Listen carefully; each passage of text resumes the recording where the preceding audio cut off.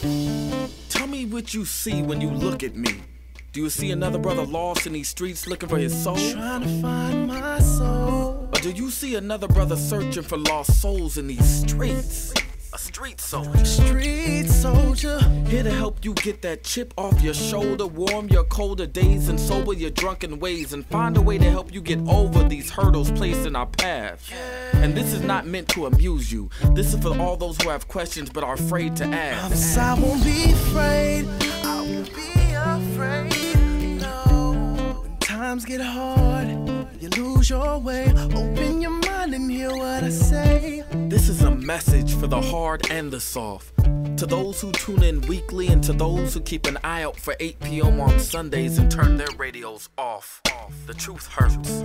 The cloth has been pulled. We're walking around half dead. Use this show as your IV. Alive and free is a new movement. We've achieved self-destruction. A street soldier promotes self-improvement. Streets couldn't be no colder, so I gotta be a soldier. It shouldn't be this hard for me. Even when it seems so hopeless, I gotta keep my focus. I'm glad to be alive and free, yeah. Streets couldn't be no colder, so I gotta be a soldier. It shouldn't be this hard for me.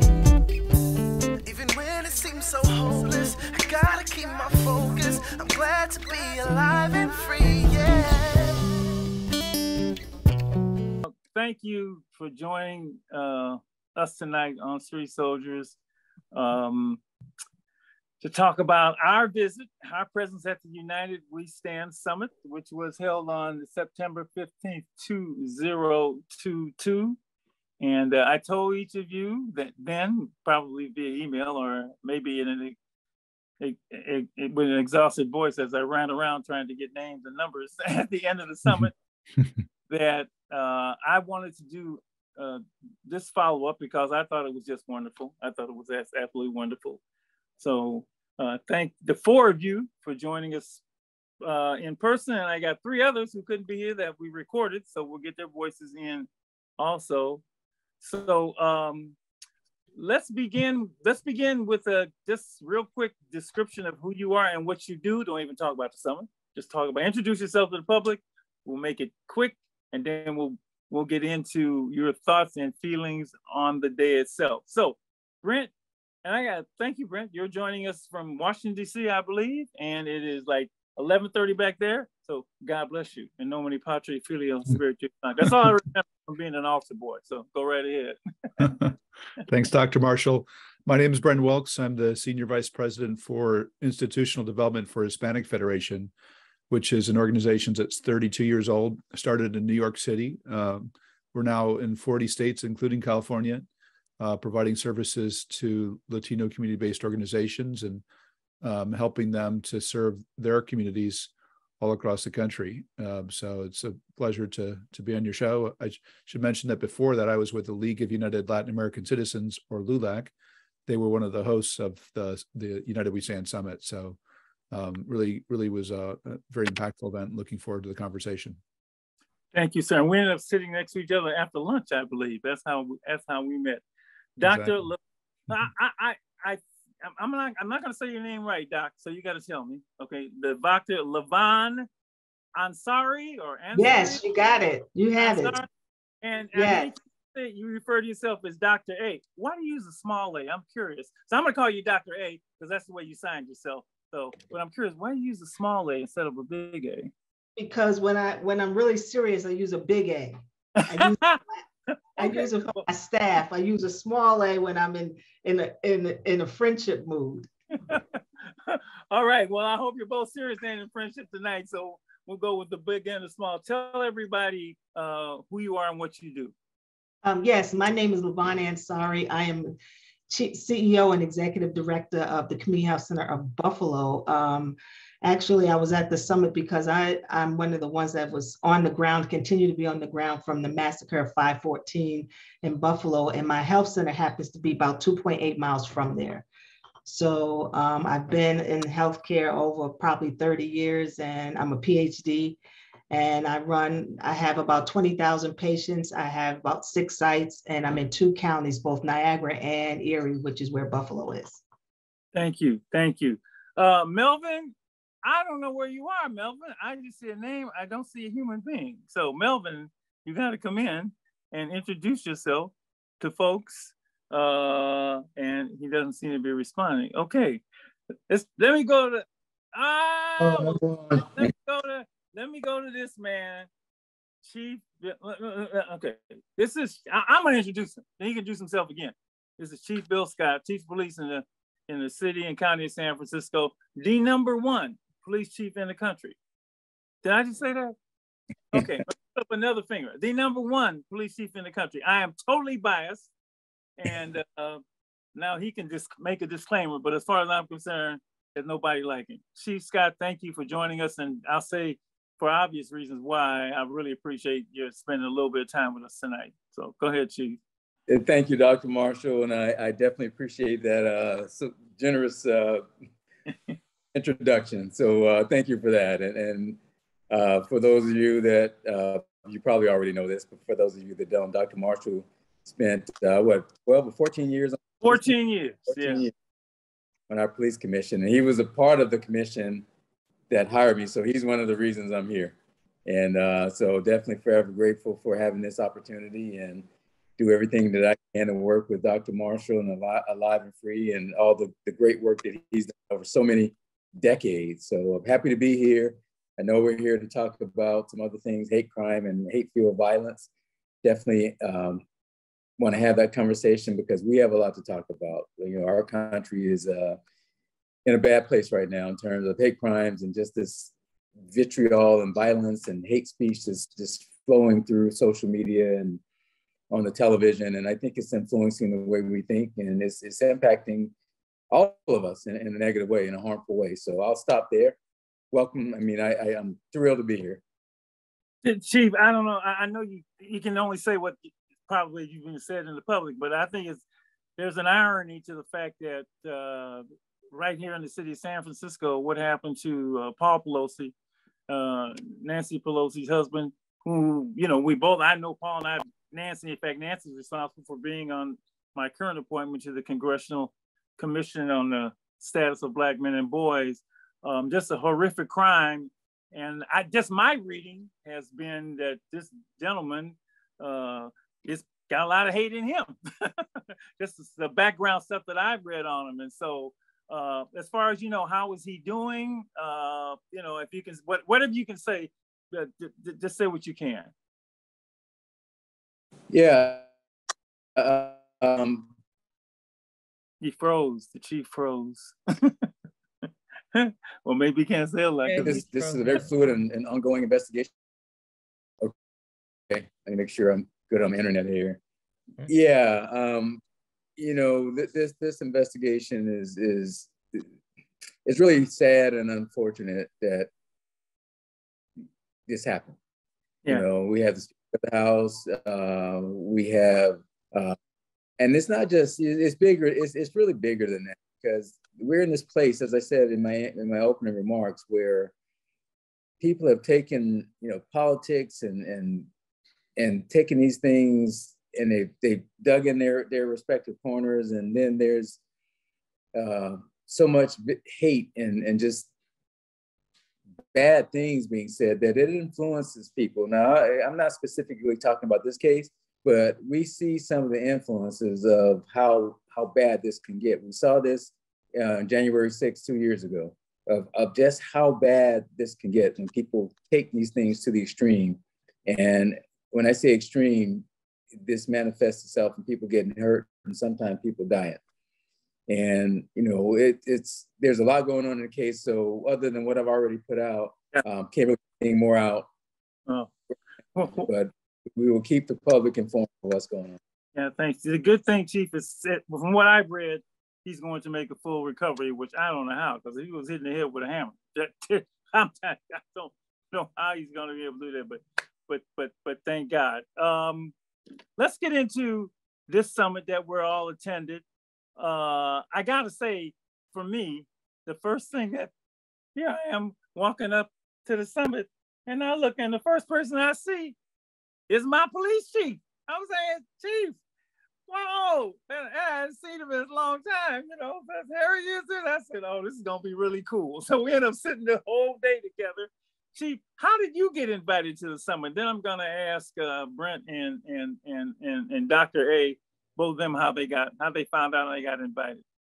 Yeah, for me, actually, I got a call from our Major City Chiefs Association, and Major City Chiefs is the association where I think it's 71 of the largest police departments, largest cities. Basically, it's a professional association, and we meet quarterly, discuss issues that are happening in policing, national policing, and the Major City Chiefs recognize the work we were doing here in San Francisco. We had a rough year in 2020 and 2021. Our hate crimes went through the roof, particularly our anti-AAPI hate crimes. Other hate crimes went up too.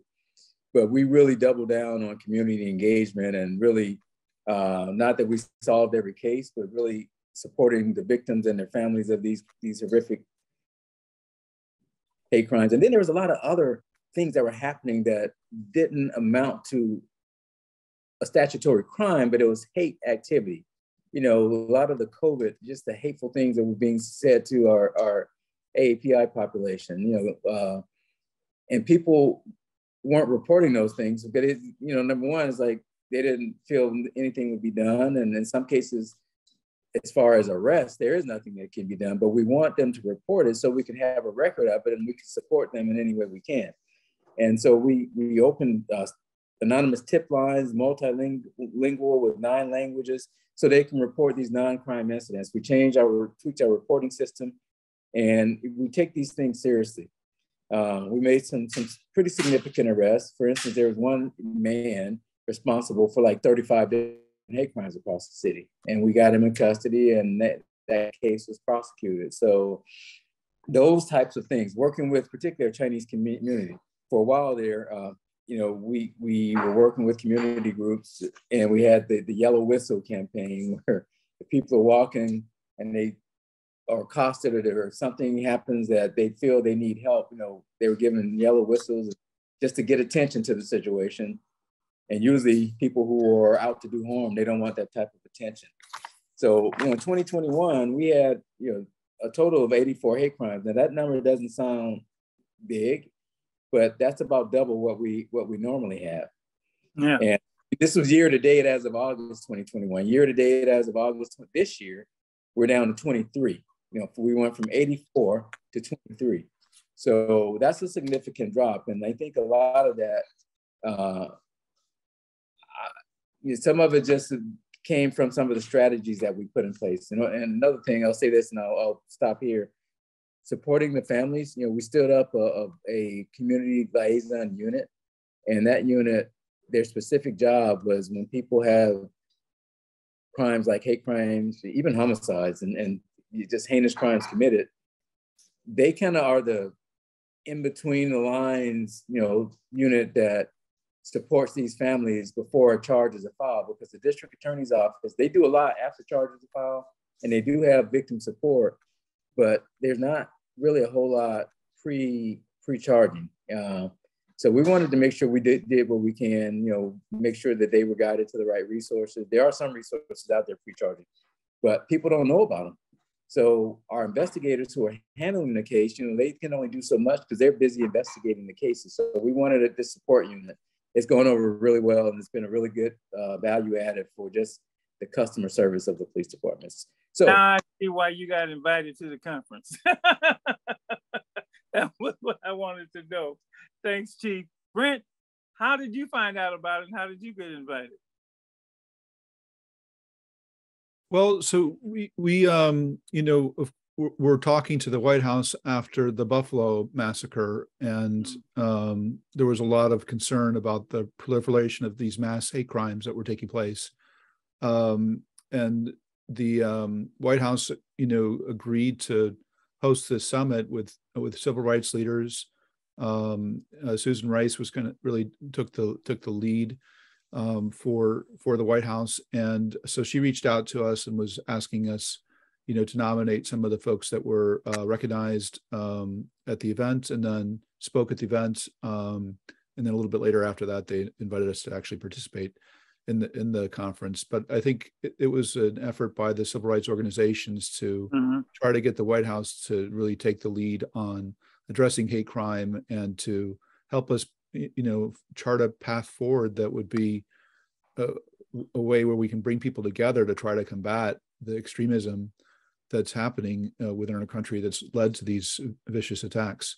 So a lot of us were just very concerned, remain concerned, unfortunately, that we're in a bad place as a country, and we have to figure out a way to get headed in a better direction. And so I think that's really what the whole summit was about. Dr. A, I think you might have mentioned a little bit about it, but how did you get invited? And I can tell you, like I say, when I got the invitation, I thought it was phony. I couldn't believe I saw a White House invitation in my email. So I'll go through that when you guys finish. But I was like, what? Oh no, this ain't real. So Dr. A, you. Yeah, I was actually recommended by someone that knew someone in the White House. And I think, actually, I don't think they were probably going to have anybody that was actively involved with the current massacre. It just so happened that I don't have any personal involvement as far as having a victim or anything like that, but I'm close enough to be able to express what is actually going on in real time. So that's how I actually, I really got invited. And like you, when I got the call from the White House at like 9:30, 10 o'clock at night, I didn't answer it because it was a strange number. So I didn't. You're a smart lady. and then the person called again and I didn't answer it. And then they text me and they go, can you give me a call when you get a chance? This is Israel Batty from the White House. I said, oh, maybe I should answer this. So, that's how I got there. I got an email, and my staff knows, I got an email on a Friday, leaving work, and it said, you are invited to a summit at the White House. And I'm saying, oh, this is a scam. I swear to God, this is a scam. It's gotta be a scam. Ain't nobody sending me. So then it said, if you want to know more, click on this link. And I said, if I click on this link, my computer is gonna be virused up forever. So I took the chance, clicked the button, and then it went to this thing where I saw Susan Rice Oliver. I said, well, maybe this thing is legit, So I had to call Ann, raise your hand, Ann. Go check it out, because it said, I got this on a Friday, and it said, you must RSVP by Saturday at noon. So I said, oh my God, I got to figure this out quick.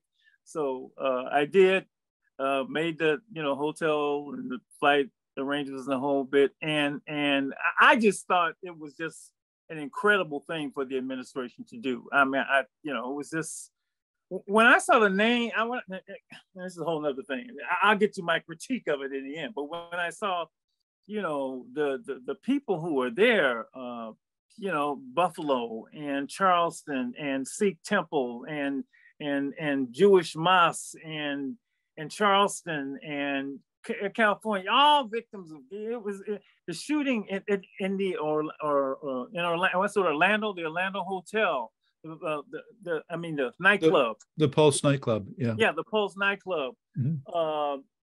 It was just.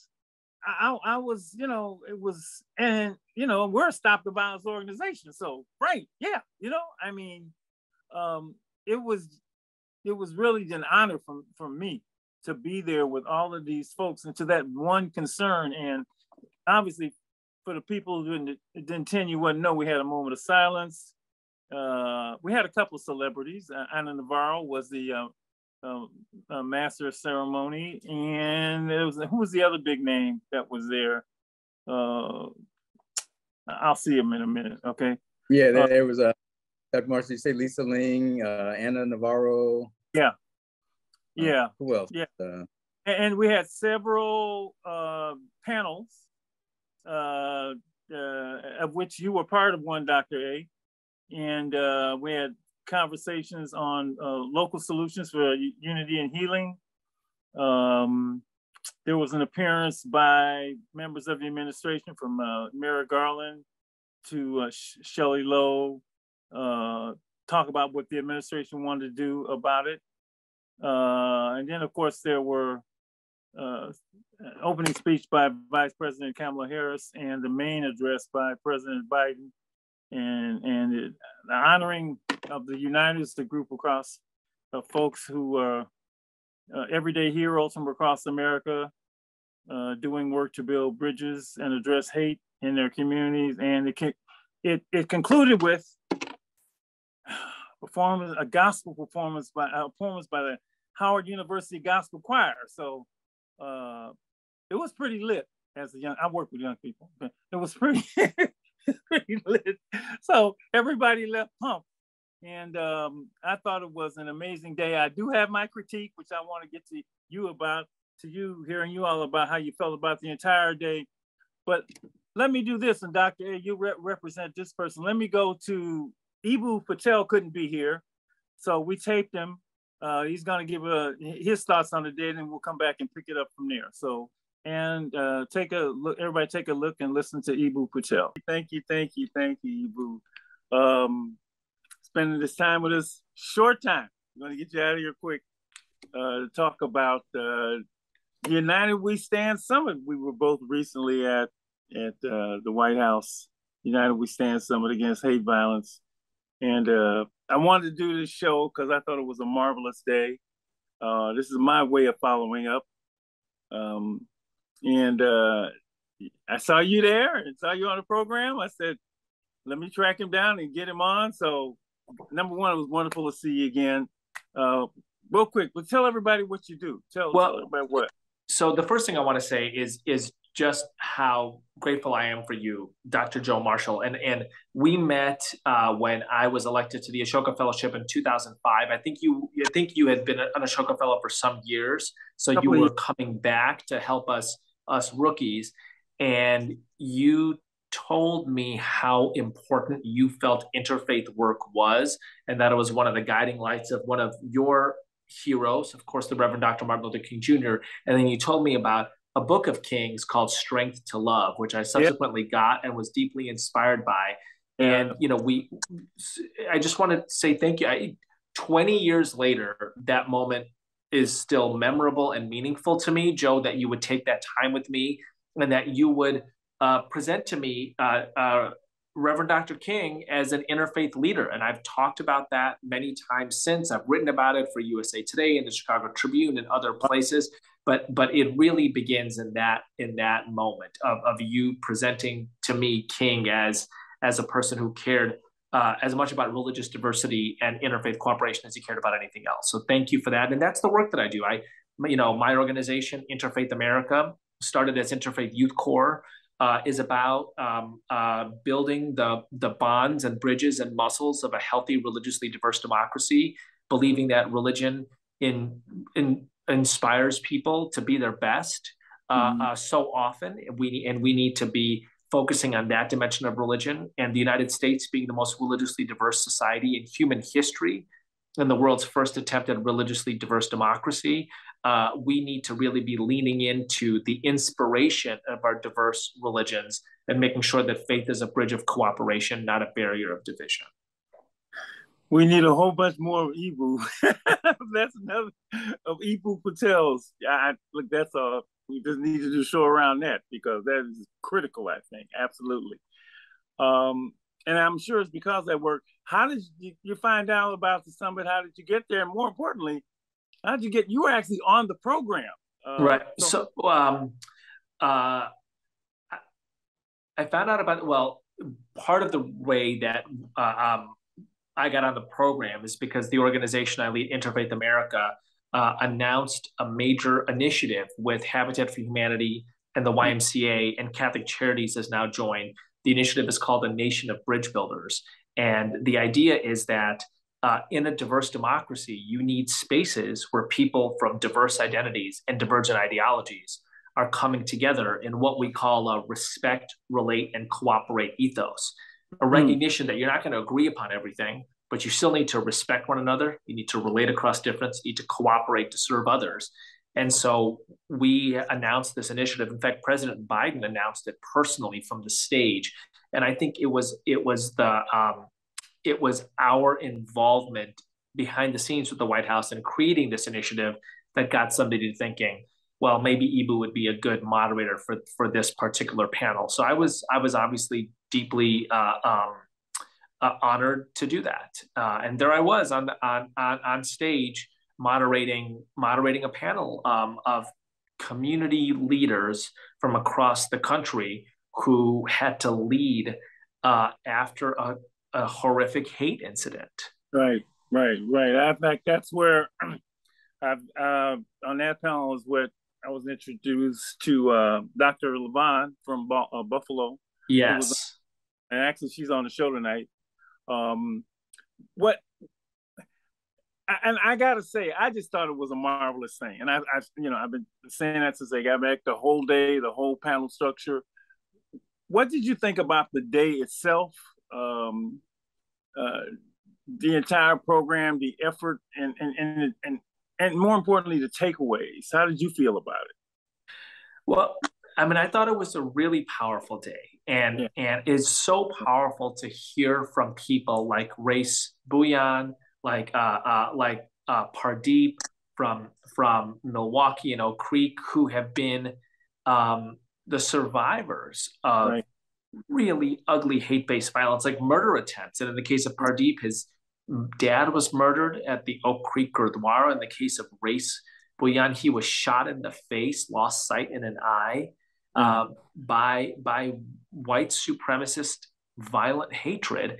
And they found the power in their faiths. I think that's really important, right? Race found the power in Islam. Pardeep found the power in his Sikh faith.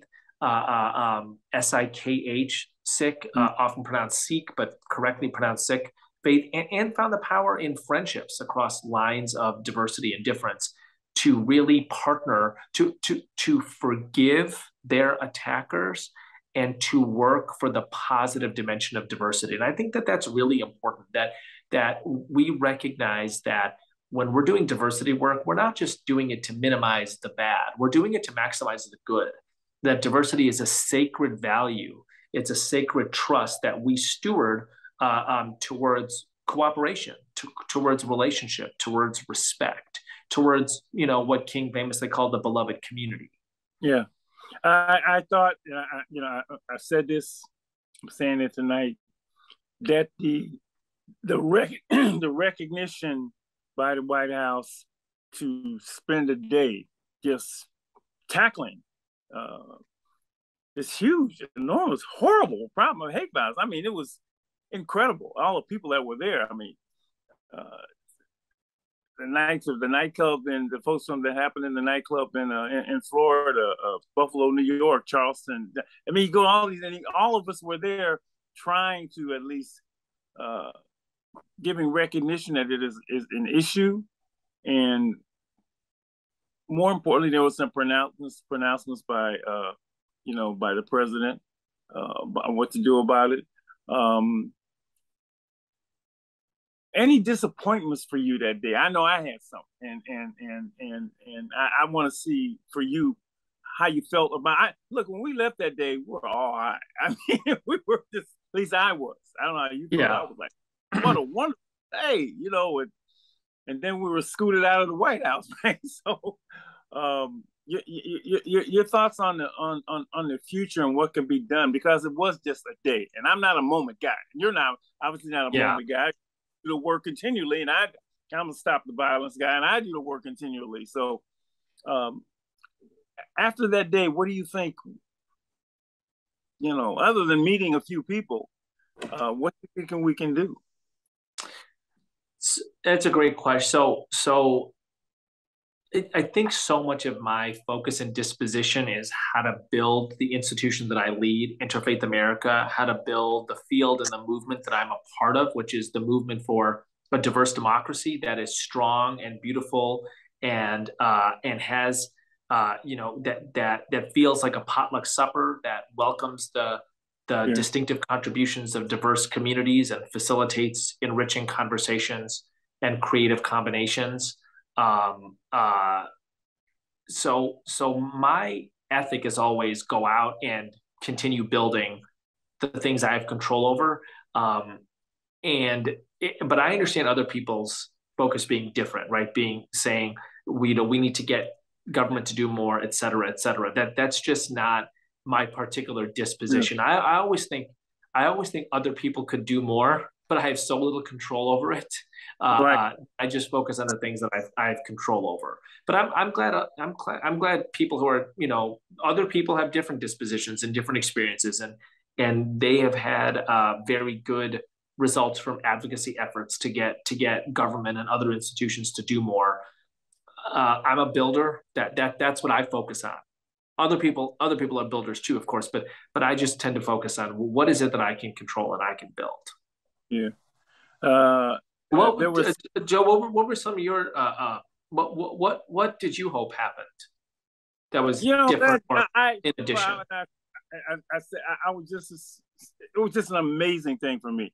Like I said, to have the focus on hate violence, to have all those people in the room who were somehow, either did program work like you and I, or, who wanted something to be done. And so I didn't know what was going to happen. So as it unfolded, I was like, oh, wow, this is great. And it crescendoed with, meeting, President Press on, and then meeting the Uniters, a great group of folks. And then, after the Howard University Gospel Choir, I was like, all right, we shall overcome. Let's walk out. Man, that was powerful. The Howard University Gospel Choir. Man, that was powerful. So my disappointment came in the fact that we didn't get a chance to meet each other. I mean, we had a quick lunch and we're out of there, right? And we had to go back. And then when it was over, we were out the door. And so, I had to grab folks and I wanted to do something. And this is my something so far. But I was disappointed in that we didn't have a guest list of all the folks. I mean, I think that would, whether the government did anything or not, individually connecting ourselves with each other would have just been powerful. But we didn't know. We didn't know who was in the room. And that's probably my biggest disappointment of the day, when they had us all in the room and then didn't even, give us information about each other. No guest list. And so I don't know if there's going to be a follow-up. This may have been a one-time deal for the administration, but certainly individually, like you and I are doing right now, we could have furthered the work in our own collective ways. And so that was my biggest disappointment. And so, yeah. I think that's a good point. It's an excellent point. I remember I had a little baby role in the Obama administration. I was on President Obama's inaugural Faith Council, and part of what I learned is that what a White House can do is convenings, but they're good at the one-offs and less good at the other 364 days of the year. And so, in our partnership with the White House at that time, on something called the President's Interfaith Challenge, we realized that the White House was going to do a great job in its one day hosting the event, and that we were going to be the main players on the other 364 days. And so I think in some ways I just accept that. But as I said, I'm a guy who accepts what the defense gives me, and or I order off the menu, so to speak. But part of what we're doing our work now. We're doing our work now, and I've launched a new podcast. I'd love to say a word about it. It's called the Interfaith America Podcast with Eboo Patel, and it really advances these ideas of the holiness of a religiously diverse democracy.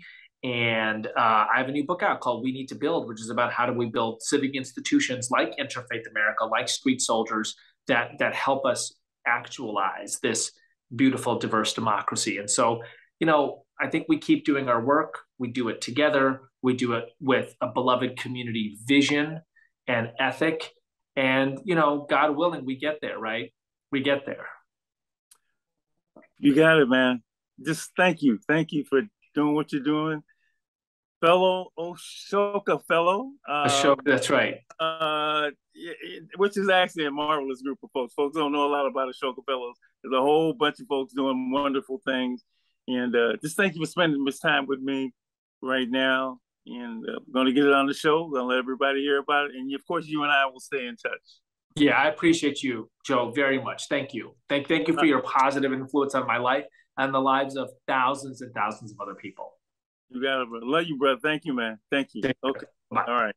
Thank you, Eboo Patel, for spending Patel. I hadn't seen him in a long time. It was great to see him. And Dr. A, you were on that panel, that he emceed, along with, let me get this right. You were on with, it was called Local Leaders from Buffalo, El Paso, Pittsburgh, and Atlanta. Discuss how their communities are recovering and rebuilding from hate-fueled violence. Dr.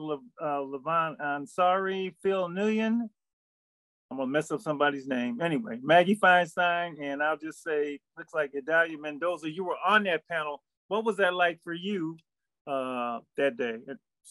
Up on the dais, especially. Nerve-wracking. Nerve-wracking. Actually, because that's not something you're conditioned to do, is to get up and talk about something that is so horrific, but then in front of a national audience, and still be in active PTSD. It's just not a normal space. But I can say that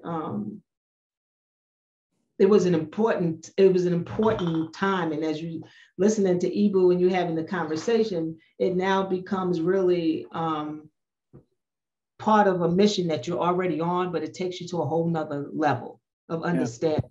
So I thank God for actually having the opportunity and then getting to meet a lot of you, particularly you, Dr. Marshall, and some other folks, but also understanding this work is I knew nothing about anti-hate work. I've been an activist for a long time, but that's not the language we actually use. We understand racism, but we don't understand white supremacy and how it fits into a community that's vulnerable. So now I'm like on the fast track of learning white supremacy, anti-hate. We understand as people of color what racism is. But what we don't understand is how it gets operationalized, white supremacy in a community that when you look at our profile, we're ripe. And in Buffalo, we got about 40 different white supremacy groups up here. We're one of the largest in the country. Wow. So I wouldn't have known any of that had I not had to study it. Because now, I'm looking at racism and racial justice from a whole different lens. Yeah. Brent, your thoughts, was there a particular moment that stood out to you in any panel, I'll just let you talk. Go right ahead. I think the whole day was amazing because I don't think I've ever experienced anything like that at the White House. Certainly been invited to events in the past, but this time it was a whole day. It was focused on, really combating hate crimes and trying to unite the country. There were the wounds from Buffalo, very fresh. Dr. A, you did an amazing job, talking about and representing your community. I do think that the victim panel was really impactful to actually hear from the people who had been attacked and survived, and hear it from them. I thought that doesn't get done enough, and it certainly humanized the victims here. And I'm hoping that anyone that would listen to that would understand how awful it was that those crimes were perpetrated on them, and that, especially someone who might be inclined to do something like that, if they could hear those victims talk, I think it would dissuade them to a great degree. So I'm hoping that those types of voices are lifted up a lot more than what we have. I also thought it was kind of, upsetting, but then also revealing. They had a gentleman who was formerly in the white supremacist movement speak.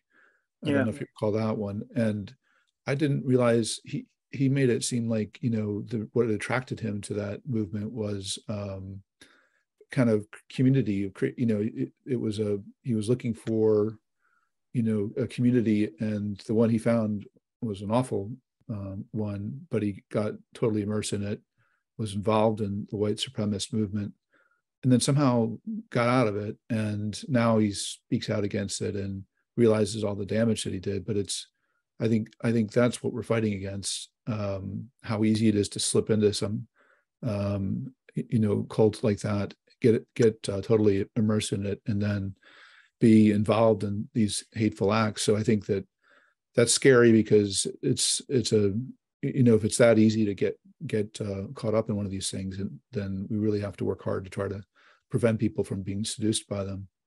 And then I actually, so this is one part where I'll possibly disagree a little bit with you, Dr. Marshall. I actually thought there were some pretty significant developments that were mentioned at the conference. And so I have a lot of hope. I mean, number one, the organizing organizations like the League of United Latin American Citizens and Urban League and National Action Network, the Asian American, it was like the who's who of the civil rights movements that were there. Anti-Defamation League was there. They organized the conference with Susan Rice's help. And so that's a pretty sizable group of civil rights leaders. And they've all vowed to continue this effort to really work to try to counteract hate crimes. So that's certainly a really positive development. And I've had conversations with them afterwards about what the next steps are. There's a group called Dignity.us that is actually a bipartisan group of former domestic policy council chiefs that are both Republican and Democrat, which, as much as it's hard to want to embrace some of the more conservative elements out there, they have to be part of this conversation if we're going to find solutions. And they're working on a listening tour right now with all 50 states where they want to hear people's ideas. So Dr. Marshall, you should talk to them. Dr. A, you should talk to them. Chief Scott, please talk to them and give them your ideas about how we're going to get out of this and how we're going to combat hate crimes and start to pull the country together. And then there were some significant, even though you're right, the Congress really has to pass laws. The White House did announce some significant strategies, both from Homeland Security and from, if you heard the whole conversation from Justice Department, what they're trying to do. So there was, very strong commitment, which of course, having just been to the Trump administration, was really refreshing to hear these agencies talking about trying to combat hate crimes and pull people together, when a lot of us thought that under Trump, they were doing the opposite of that. So I think that, altogether, if you maybe any one of those things probably isn't going to solve the problem, but you add all that together, and now you got a lot of folks working at it from different angles. Of course, the religious leaders there as well. I just thought it was pretty amazing, and I hope the White House doesn't lose track of this. I hope they keep pushing, bringing people together, trying to get us to come up with solutions. And then finally, you mentioned earlier on your show the issue of Twitter. I was listening in on Facebook, and Elon Musk and how he's turning the thing into exactly what he said. It shouldn't be a hellscape. I think we've got to address this challenge, because to be able to pull people together and unite them, we have to stop the hate speech online and that's in the media. And there's this misconception that freedom of speech means you get to be, have your voice amplified by these third parties, like social media or the papers or the Fox News or whatever. And I think that's not free speech. That free speech means the government can't stop you from saying something, but it doesn't mean you get the right to be on these platforms spewing whatever you want to say about other races. And I think that we've got to turn this dynamic around and say that's not free speech. There's content moderation. If we really want to pull people together, we've got to start building tools that will speak to the need to heal, to bring different faiths and different races together, to treat each other as we would have them treat ourselves. And if we can't do that because somebody's running around saying free speech, then we're in a serious problem. But your earlier panel had it right, that right now social media is not helping at all. We're fighting against it, and often a lot of conservative media outlets. And what we've got to do is insist that, civility prevails when voices are amplified. Sure, you can get out on the street and say what you want, but that doesn't give you the right to be on the front page of the Washington Post. So I think that means we've got to really work to try to build this sense that there's a responsibility when you have a platform to moderate your content and to try to do what you're supposed to be doing, which is to bring us together. I really appreciate your remarks and your thoughts about, and thanks for saying, was it dignity.us? Thank you for that. See, that's why I have to talk to people, see, because I didn't hear that day. I'm hearing it from you. And it's funny when you say, when you want to bring people together, this thing about speech. And I brought Crips and Bloods in the same room. I brought Vice Lords and Gangsters. I'll bring them all in the same room. And the first thing we have to do is their language. I'm telling you, there's certain words I just don't let them use because they have destructive words for each other that will only fuel what I make them call themselves brothers. Can you believe that? I just certain words I call destructive language that is not allowed. And it almost takes the steam out of the room, right? It just takes a mess out of the room. So the founding fathers, believe me, in a minute I'll sound like Dr. Malcolm X, so I'm not going that far. I'm gonna leave it right there because that's what my head is at anyway. Is when they wrote the Bill of Rights, I think they made a huge mistake by not also writing a Bill of Responsibilities, because everybody talks about their rights. Nobody talks about responsibility, whether it be the Second Amendment or whatever. Nobody talks about responsibilities, and clearly we need a Bill of Responsibilities because we're not responsible for anything. We point the finger at everybody else. I've definitely, share your thoughts, and thank you for your take on it. Chief, you and I sat next to, you introduced me to a Houston police officer, Jamie Bird, who it turns out was, I got her story right here. Lord, what is Jamie Bird's story? She was, officer, well, let's see, what was her father's name? Her father, in fact, three white supremacists dragged her dad, James Bird Jr., over the back roads of Jasper, Texas, his body part literally scattering into the grass along the side of the roadway. And she has since become a Houston police officer in order to combat, to live out her life, to try and do something about what hate crimes in the form of what happened to her dad. What'd you think about today, Chief? Because we chatted the whole time, and well, you take good pictures. You know that for a police chief, you're pretty good with that. That I picture. iPhone. I had an iPhone. That's right. No, I thought it was a wonderful day. I was, number one, I was just very humble and blessed to be invited. And just to hear, what was really encouraging to me is when you hear the stories of people whose family members have been murdered, or people, some of the people themselves that have been brutally attacked because of hate-fueled violence, and that they found a way to all come together and support each other, and that support is huge. I would not have known just how tight this network of support across the country is. A lot of them, they know each other, the families know each other, they communicate, they get together, they support each other, and they're all driven, very driven, in my opinion, to do something about what is going on in this country and what happened to them. Like James Bird, that was 1998. And through his daughter, this movement continues. I met another, Dr. Marshall, I don't know if you were standing there, there was this couple from South Carolina, and the young lady, her grandfather was one of the I think it was 9 murdered in the church by I believe it's Dylan Ruth was the guy's name. I don't even want to say his name, but yeah.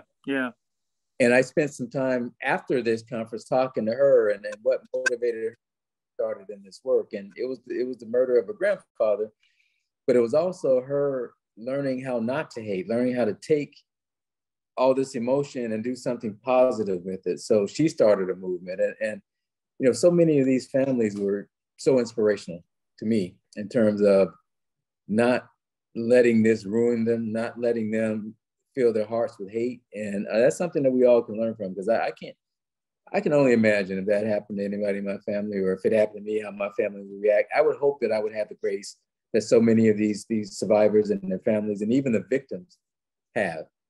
And that is a blessing to this world, in my opinion. So I was really encouraged. I had a lot of good ideas in terms of what we might be able to do, connecting. I think somebody said earlier about, taking this energy, and I know I've set up meetings with our local Anti-Defamation League leaders. And actually, I took this same discussion to our major city chiefs. They wanted me to the conference just 2 weeks ago. And so it was myself and a member of the Anti-Defamation League, and I can't remember the other group that the lady was from, but this very discussion we had in front of a room of probably 300 people, including every, major city chief of the 71 cities. And we got a lot of compliments and questions about just kind of the work that needs to be done. And I think these are things that I hope that I can, whatever influence that I have, that I can use that in a positive way to move this work forward. And I think in San Francisco, there are things that we need to do moving forward, just to be tighter, just to connect local. And some of them already are connected, but I think more can be done to connect our people that are part of this anti-hate movement with national leaders, because they do support each other, and nobody's ideas or patented or copyrighted. It's like, hey, take what we're doing and take it to your city. And I think that's a wonderful thing, that we can all share what's working and move this work forward. So I thought it was a great experience, Dr. Marcia. And you and I talked a lot, and we met some, like the young lady here, the high school student from the East Bay who's doing all this great work. I didn't know about her work until the conference, and she's right here in our backyard, Yeah. So we have so much going on that we can work together on to make this situation a little bit better. I tell you what, I just saw Melvin pop in. Melvin been here the whole time. I didn't know he was here because I called his name. I didn't hear him. So I thought, well, maybe he just dropped off, but he's here. Melvin, I'm gonna come back to you, give you your spot. Let's take a look at that young lady, because I was able to get her before she got out of town, and she's delightful. And Chief, how I am about young people. Hey, look, I ain't good with adults, but young people, hey, that's my thing. So let's take a look at Mina Fedor. Let's hear what. My God, it's Mina. Hi. I don't know if you remember me. I'm that guy that ran up to you at the end of the United We Stand Summit. And I said, I gotta have you on the show.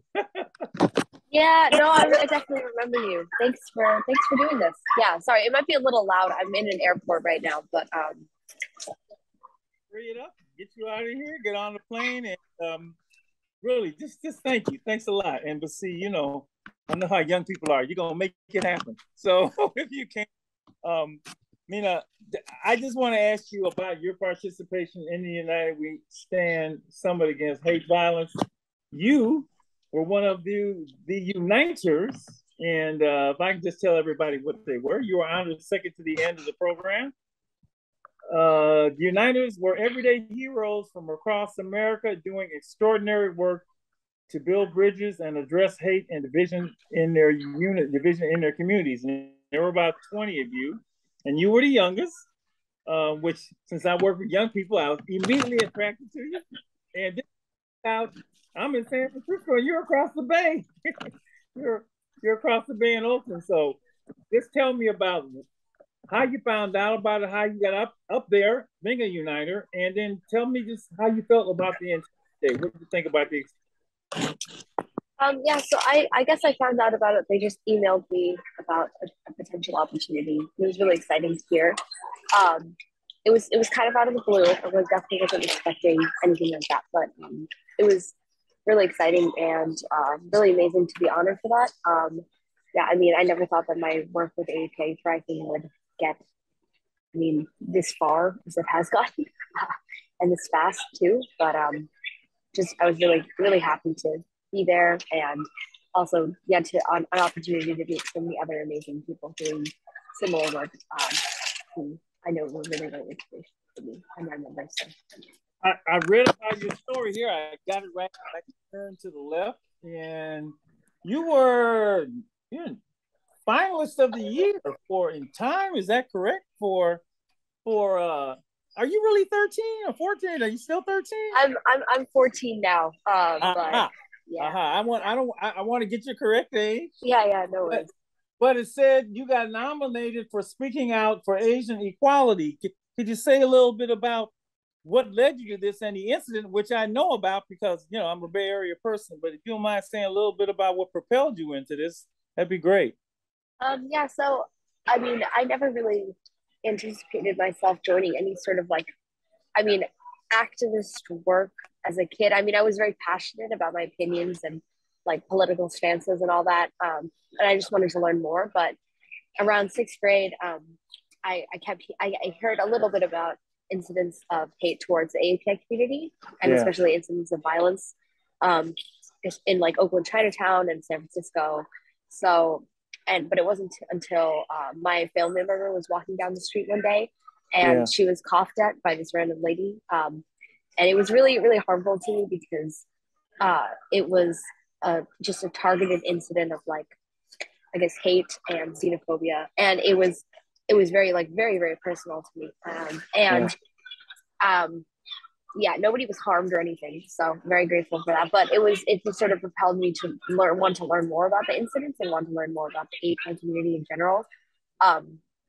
So after that, I just kept reading articles, learning more about other people speaking out, and I sort of realized also that youth didn't have that much of a platform in terms of the issue in general.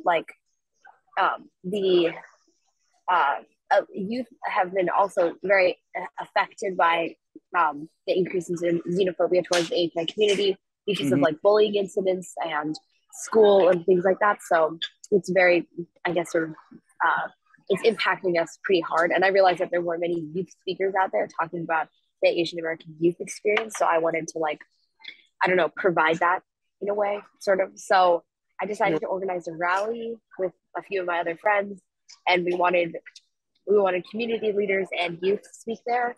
And it was 10 days after the Atlanta spa shooting, so we also wanted a space to memorialize and think and reflect on the incident, those horrible incidents, and sort of just show up to support. So that's how it all started. And after that, we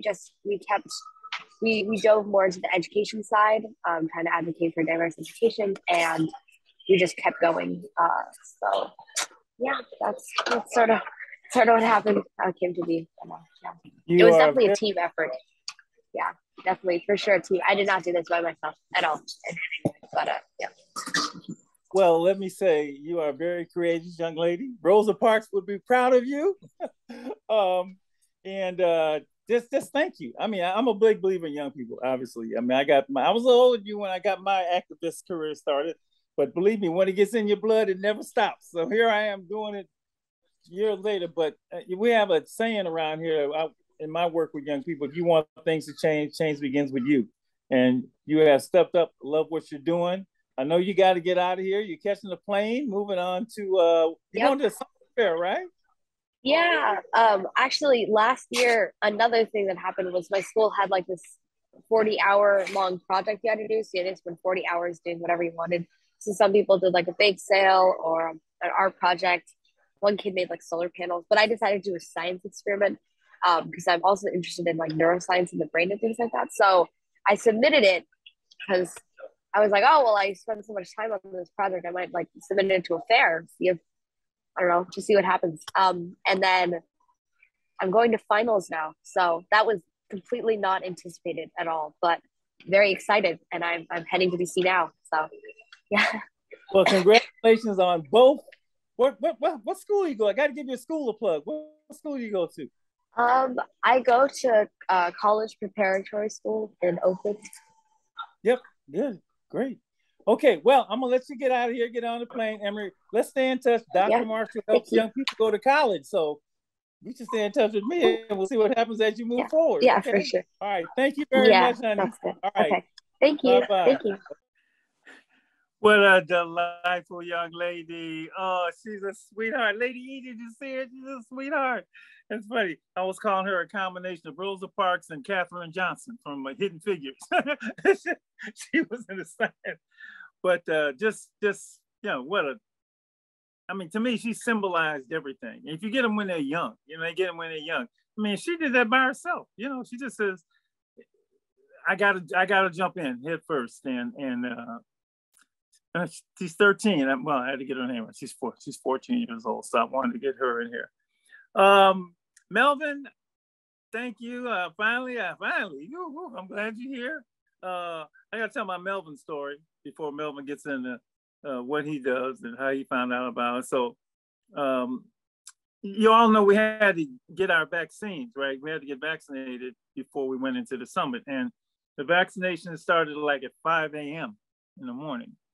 So, and they said, I visualized a long line outside the vaccination at 8:30 or 8 o'clock. So I decided to go at 4:30 in the morning to get up and go over to the vaccination headquarters. And the lift I took, or the cab I took, dropped me off in the middle. It's not good to wander around near the White House in the dark at 4:30 in the morning. That's not cool, 5 o'clock in the morning. So finally somebody directed me to where the vaccinations were going to be given, and opened it. I was there at 5 a.m. in the dark, and I think I get in there about 5:10, and I walked in there, and the person who preceded me was Melvin. So Melvin was there before me. He got his, but it happened so quickly. Now it's 5:30 in the morning. We got to be back at 9 a.m.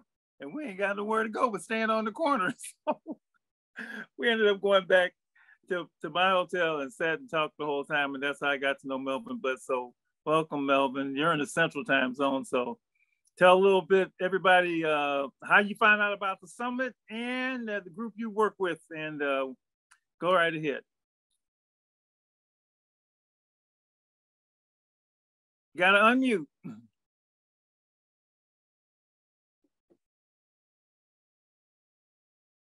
Oh, Lord. And you may have to tell him how to unmute. Okay, I think he's getting it. Okay, I'm here. Go. All right. All right. So I'll tell you about my organization. It's called Parents for Peace. And Parents for Peace started after a tragedy happened with my son. My son went off to college after high school, and he was not soon, or I say soon after that, he was radicalized.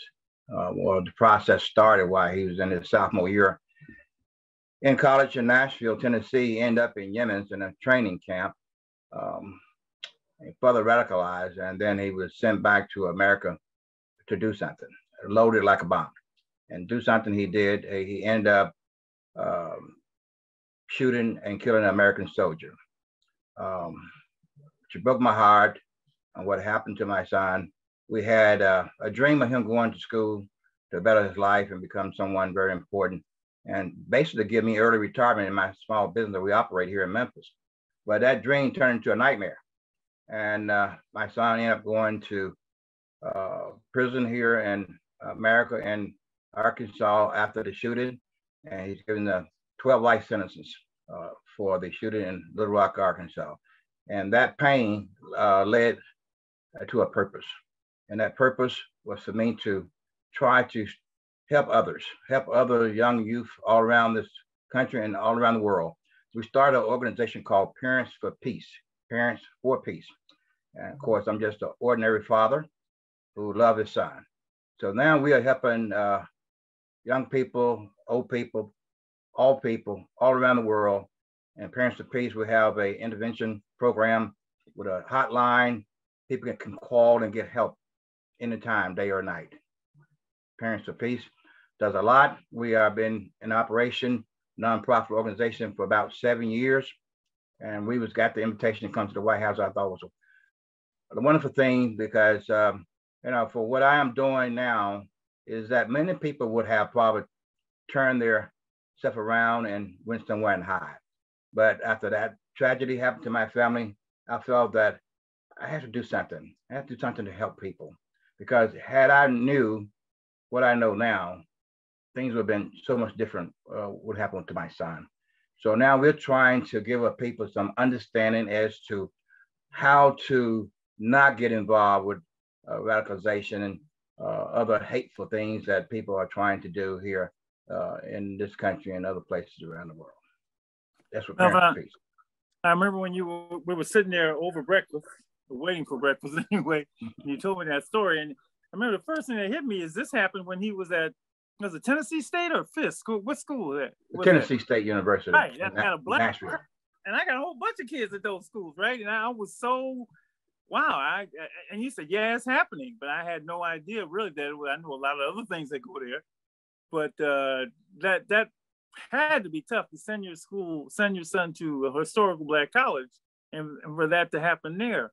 So thank you for, and you freely share your story, because you don't want this to happen to other young people. What did you think about the day and your feeling about being at the summit that day and overall? I thought it was very good to be invited to the White House, just like most of you guys was talking earlier. I thought it was a fake invitation, and until we started researching it and found out it was not fake. So it was a real good feeling to me. It was a feel good moment to have someone to recognize what you are doing. What we are doing is all of us is trying to help other people. Now, I feel that we're all heroes. Oh, that's a good way. Very succinctly said. Maybe the highlight for me, it wasn't the president, it wasn't the vice president. Actually, I have to know the vice president, so she didn't necessarily be a highlight for me because I worked with her before. But when she was a DA here, but meeting and help me with her name. I always lose her name. The mother of Heather Heyer, who was the young woman who was run down at the Charlottesville riots by the tiki bearing white supremacists. Susan Bro.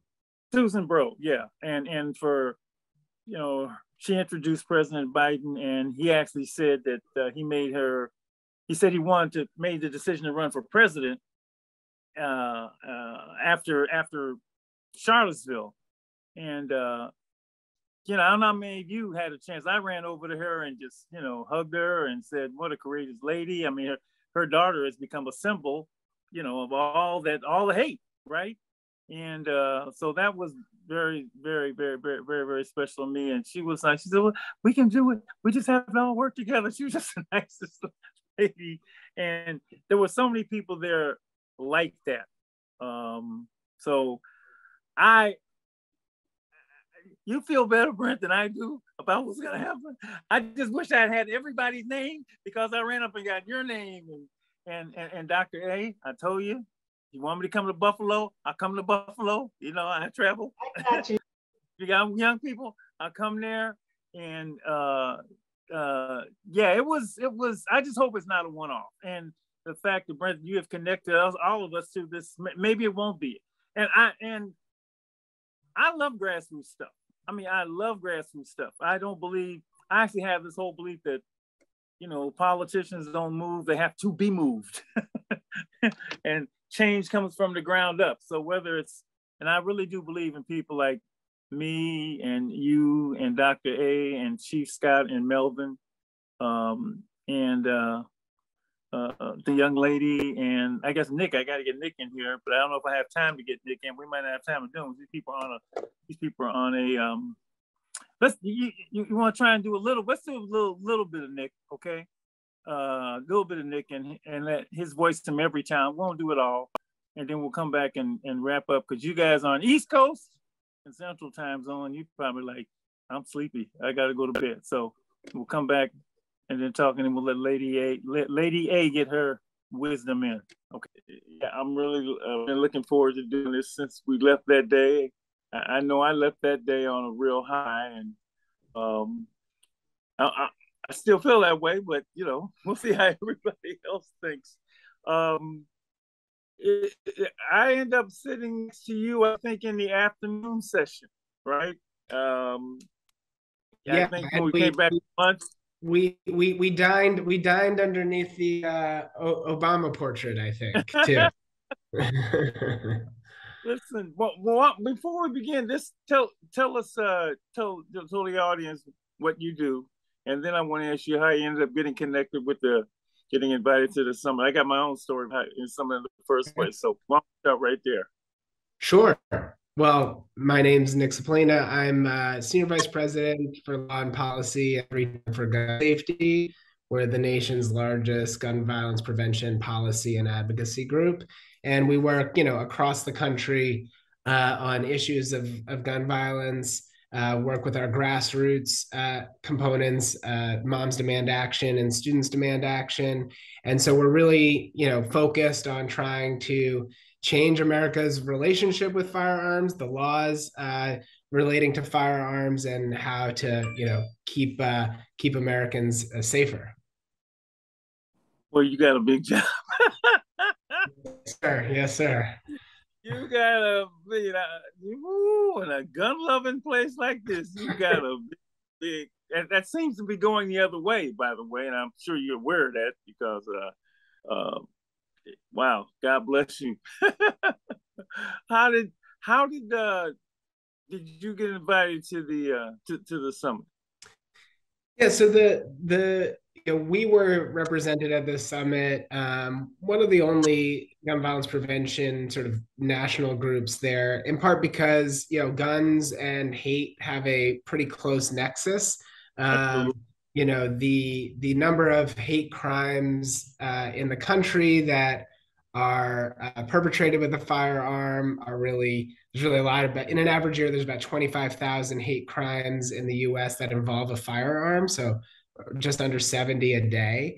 The fact is that, some of the worst acts of hate in the country and in the country's history have been perpetrated with a firearm. We're just past the year mark of the Pittsburgh synagogue shooting, right? Yeah.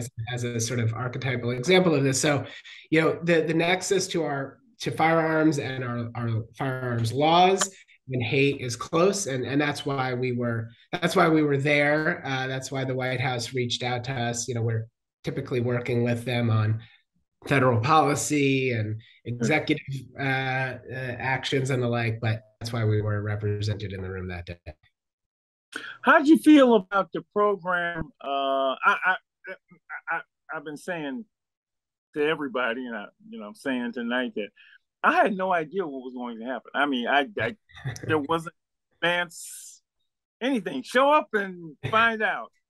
And so, the program began to unfold. Literally, we didn't know until we got in there. We got the agenda of what was going to happen. But overall, how did you feel about how the day went in the program? And your thoughts? Yeah, I mean, I think it was such a powerful program, such an important message to elevate the voices of survivors of hate crimes, a really powerful message of resilience and strong undercurrents of forgiveness too, right? Which I thought was pretty interesting. And so I think by and large, like, the day was really important. It's important to have in the literal center of national power a message that, we can bridge these divides. There's actual work we can do to make hate less prevalent.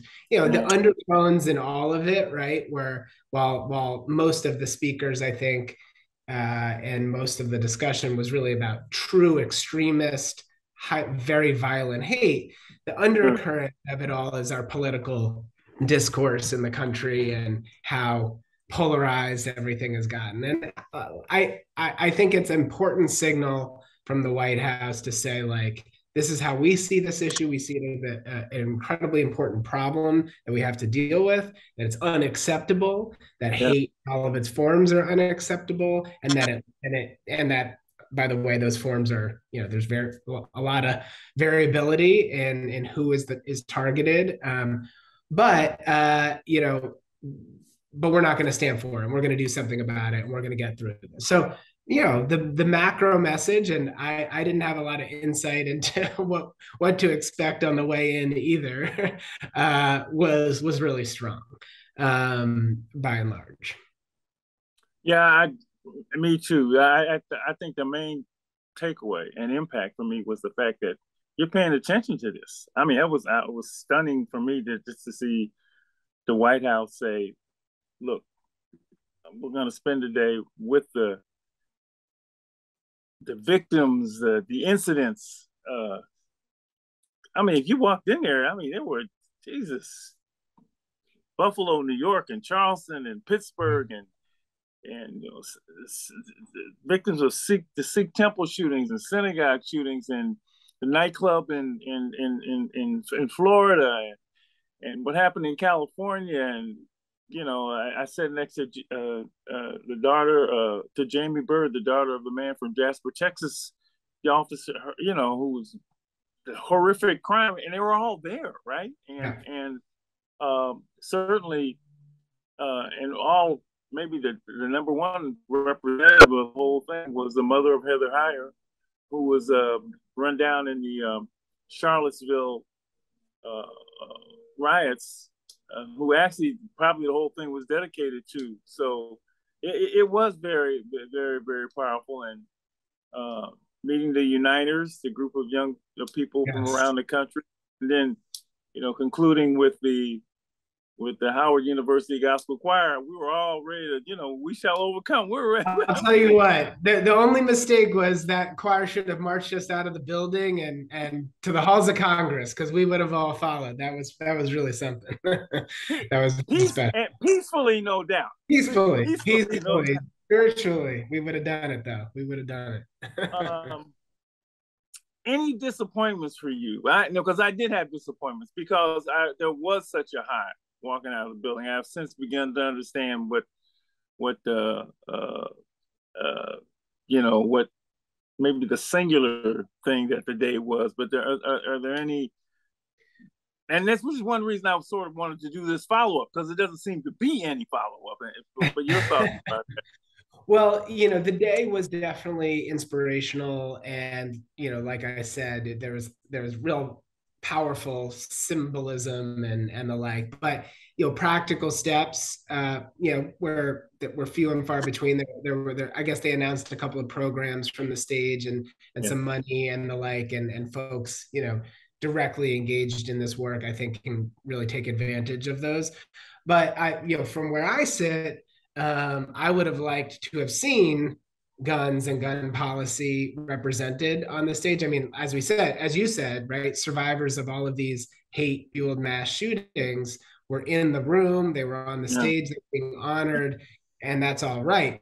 But to talk about what our relationship as a country with easy access to firearms and how arming hate with the best, firepower that science can deliver makes hate especially dangerous, right? There's not a democracy in the world that doesn't have hate in it.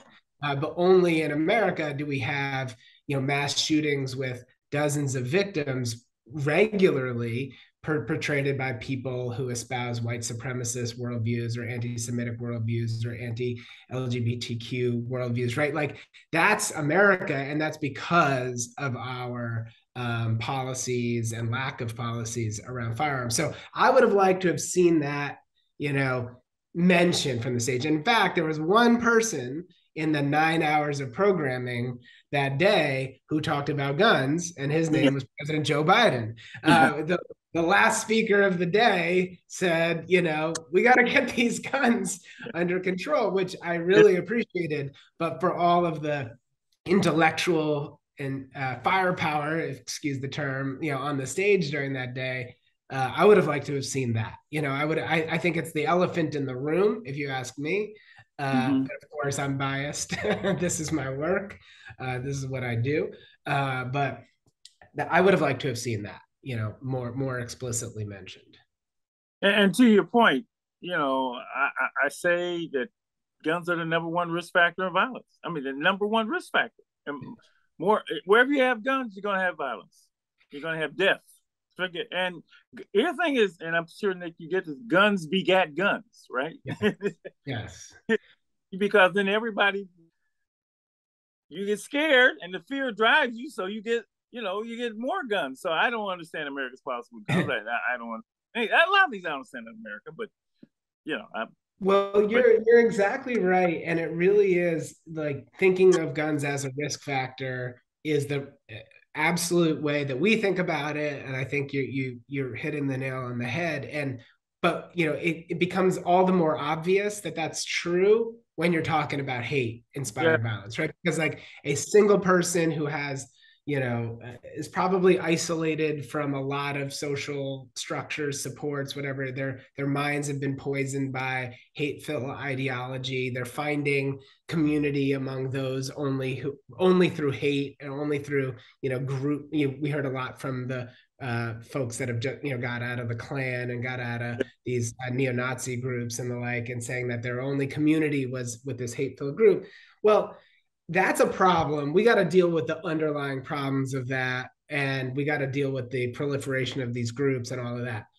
In the meantime, maybe we shouldn't give all of them as many AR-15s as they want. Like it's just like a risk factor that goes from hate to, like mass homicide very, very quickly. So it's like pretty reasonable. But of course, that same logic, as applies in the streets of our cities too. It's right. It's not necessarily racially inspired hatred or religiously inspired hatred, but there's beef. And when there's beef and and you add a firearm to it, guess what? Like it's going to escalate into violence. And as you said, and then more people are afraid and more people look to, buy guns and the cycle continues. So, we could have talked about guns all day at that conference and we wouldn't have wasted any time on it. Well, we are taught, I say, we are taught to deal with our problems, every problem we have with violence. It's something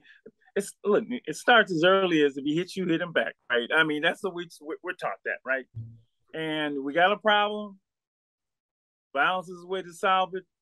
And the way to solve it with violence is to use a firearm. Right. And the bigger the firearm, the better. So, that's across the board, whether it is in the streets of the inner city to the suburbs. Yeah. So, it was agreed 100%. And that's why we're in the business that we are, right? We're trying to save people's lives, period. That's it. So as far as I'm concerned, we're the purists and the rest of them or whatever.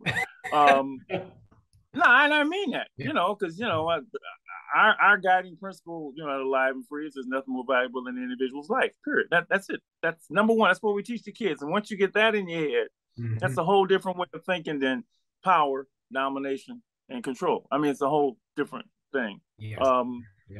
The thing I walked that chagrined me the most, and to this day, is that we had all these people there who were, a lot of them who are directly engaged in trying to do something about hate violence, do something about violence. And we didn't have a roster. We didn't have there's no chance for us to meet and talk. Forget the government. The government's out of it. You've done your thing now. Yeah. We could be working together. And that's what we don't even know who we were. I don't know why they did that.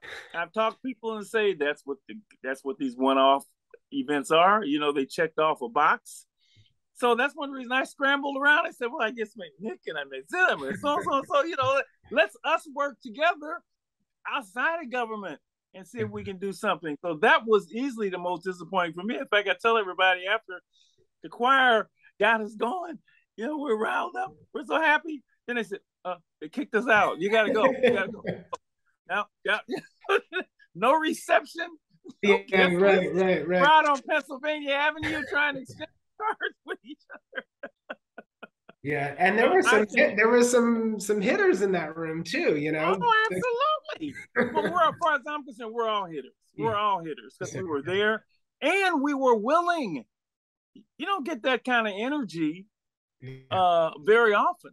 and time of inspiration. And so I just, maybe it's not what they do, but I wish they had. And so, I was able to get maybe 10 of us.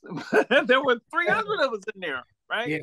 Yeah. That's I'm glad I got to meet you. I didn't, not to work, and we can certainly continue our relationship and just finding people with similar ideas. That is what's wonderful, because you feel isolated in the work, right? Yes. You think everybody does.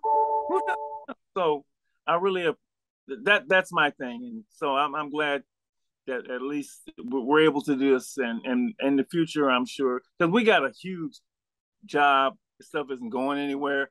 Unfortunately, at the next shooting, the next act of violence, the next hate-filled thing is gonna just, it's America. Yeah, right? it's we often say, oftentimes the reporting after one of these things is like, this is unimaginable, and the truth is that it's completely imaginable. You don't need to use your imagination to know that the next shooting, the next act of mass hate is like around the corner. It's actually predictable. It's shocking. It's intolerable, but it's not unimaginable. We know this. We know this is in our history. It's baked into some of the worst parts of American history, and is fueled by some of the worst elements that America is putting forward today. And so not unimaginable, but we got to do something about it. And pleasure talking to you about how we can work together to do that. One thing, but there's more, but we're going to save Nick for another time. And I thank him for spending that time with me also. Every town, since again, I didn't know about every town. I had no idea about the organization. And those are the kind of people who were there that whole day. I wish I had gotten everybody's number and everybody's contact. But, I'm glad to be following up with all of you. Guns, wow, guns, the number one risk factor in violence. Every one of these incidents, I think we're talking about, involve a firearm, right? And big firearms, not even little firearms, right? We're not talking about 38s, we're talking about AK-47s and Uzis and 9mm and Glocks and a whole bit. And certainly, so it was really good to meet Nick and find out the work that every town does. Lady E, you are the wisdom here, and so you sit back and yes, you are. Don't shake your head. Yes, you are. And isn't she? Yeah. She's pretty amazing. Yeah. She act like, no, I'm not, but you are. So, your comments, Lady E, on everything that you have heard thus far. So first of all, I'd like to say how grateful I am that each of you do what you do. I want to say, Chief, it's so good to see you. It's so good to see you. Dr. Marshall's right. He is quite an amazing numero uno, man. Number one. Oh my goodness sakes. I just love the Chief. But I just am so grateful and appreciative, not only for your time tonight, given the time that it is, but for what you do. I often try to put some things together, but this is something, what we're talking about tonight, touches me and it swells me up. And Dr. Marshall knows when I get swollen up, it's like, hold on, because we don't know what she is going to say. And I am one who will say it, which is what's about to happen. I am touched by so many things that's been said tonight. You said respect, relate, and cooperate. You said power in religion and relationship to forgive. You said, if you really want to pull people together, and I have to say, that's a big if, because there are so many in this country that could care less about pulling people together, because all human beings are not necessarily seen as people, not even acknowledged as human beings. And that if, oh my goodness, if that could happen, and if there was a desire to pull people together, we would definitely see something different. And then I heard, sure, you can get out on the street and say whatever you want. And I've got grandchildren. No, they can't say whatever they want. We teach young people, you can't say that. And if this is how you're feeling, there is a way to say it, because we don't want our children to go out talking crazy, saying mean, hurtful things. They get in trouble for that in kindergarten. 5, they are stopped. In middle school, people get scared. In high school, they can say anything, but when they get grown, oh my goodness, then they can say anything. See, I told you here, they can say anything. And the government, all the government, you can't say anything, because if you say anything, that's a reflection of what you're thinking.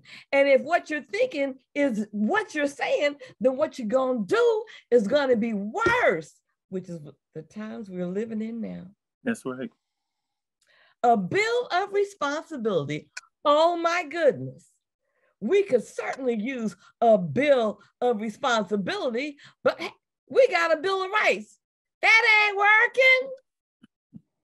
And a bill of responsibility, that would be wonderful. But let's talk about the checks and balances that our country is built on. That ain't working either. That's right. If we could get the checks and balances that are actually effective, checking and balancing with equal enforcement of each of them, we'd have something. Let's talk about the hatred. We as a people, and I'm gonna just be clear, me, my people, my great-grandmother, my grandmother, I was telling my grandkids, they're like, here she goes, talking about back in the old days. Yes, back in the old days, what she had to do, because she wasn't allowed to use the gifts and abilities that she has. My daughter works for, what is it, Lord Jesus, what's the name of the place? Working with jets. That's what my daughter does. But my mother worked on planes. But then they said, you can't do that anymore. All you can do is run and operate an elevator. We have dealt with hatred as a people for our existence in this country. But Dr. A says, we don't know about the hatred.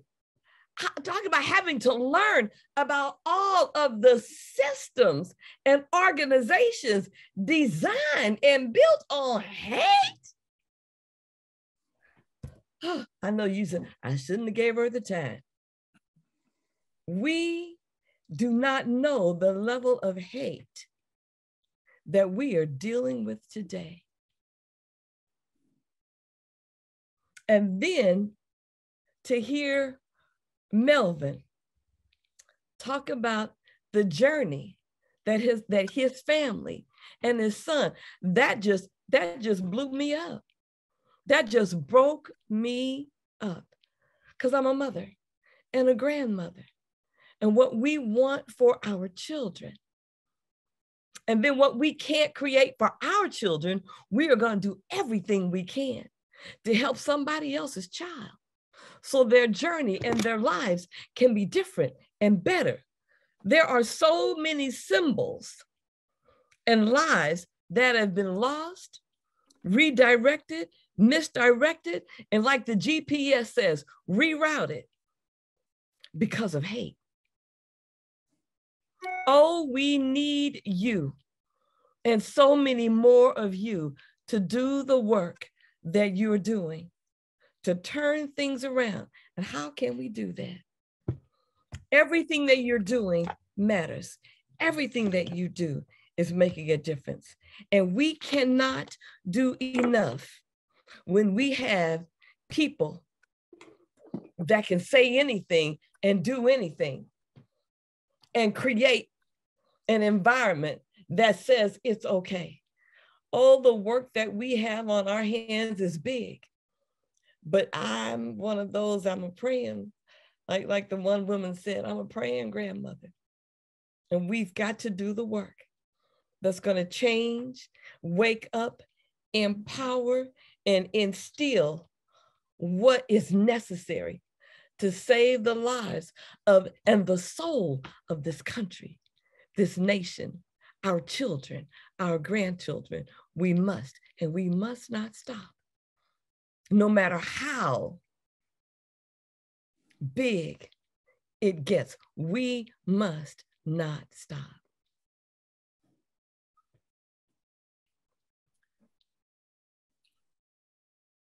You have to understand around here, when she finishes speaking, it's silence. I don't even know what to say. I have to say something because I'm on television. I mean, it's Brent told me. Something else. I would just, the choir would come and say, I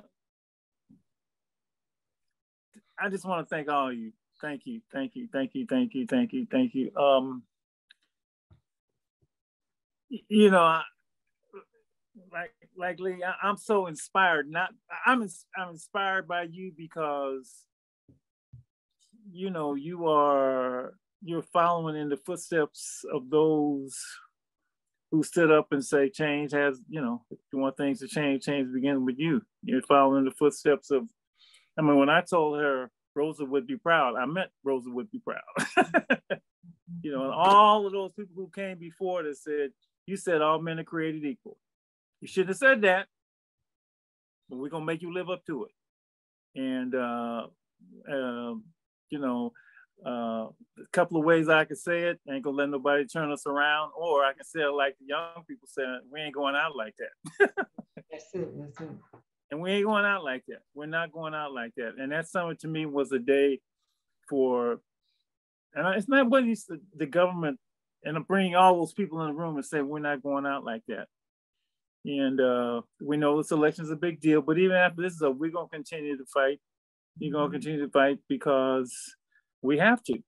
We have to. What happened to, you know, Melvin's son, and what happened in Buffalo, and what happened to Jasper, Texas, and what happened in the nightclub in Florida, and what happened in Charlottesville and that's not what America's supposed to be about. I don't care what these almost cursed folks say.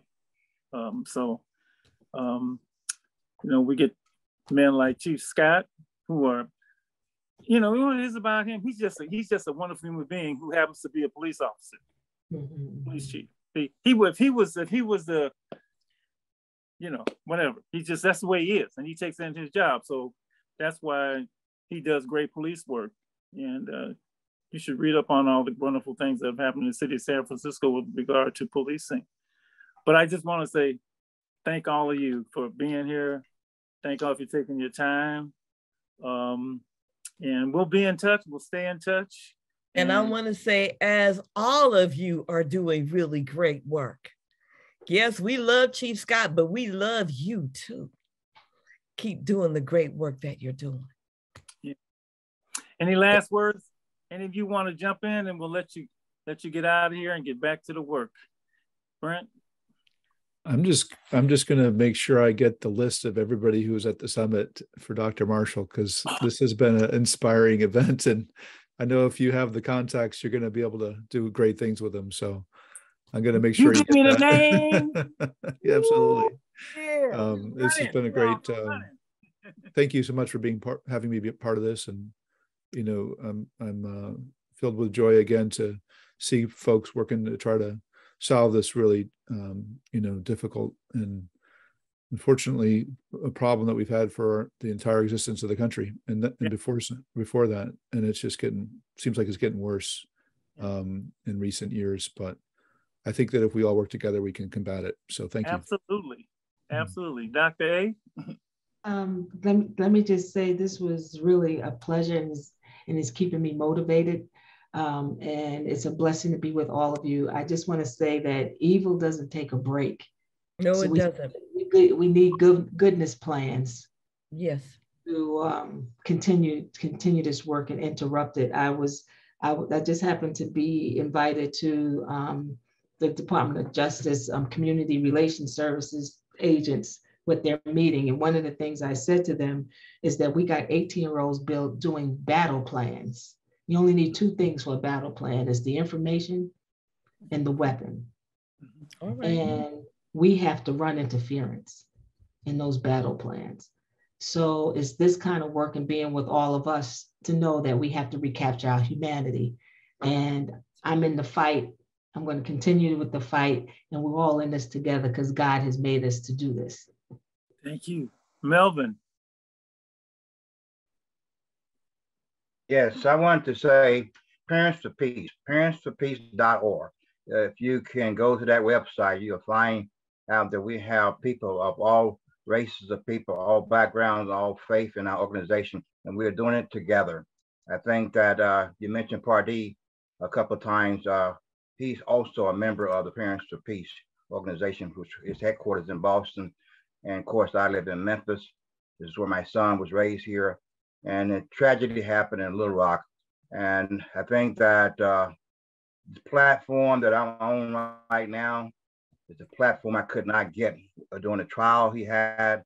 I was not allowed to testify because he was basically forced to plead guilty. So my information was never able to be presented to the public, but this platform here gives me a chance to tell the world my story. Thank you, Melvin. And Chief Scott. Well, first of all, I just want to say thank you, Dr. Marshall, and everybody at Alive and Free for doing what you do, because in order for things to work, we got to do it together, but it takes people to bring us together. So you are that person. You all at Alive and Free are those people that bring us together so we can have energy and synergy. So I want to thank you all. Thank all the speakers. Everybody here tonight is doing great work. So great to meet you all. And hopefully this is not the last time we come together. What's the number one rule for living? We teach the kids, lady, there's nothing more valuable than an individual's life. And that's what we're trying to do, is save lives. So everybody, let's get a good night's rest. Get up. Dr. Marshall, let's putting the neighbor back in the hood. Put the neighbor back in the hood. Hey, I'm with all of that, girl. We're gonna be in touch. All right, everybody.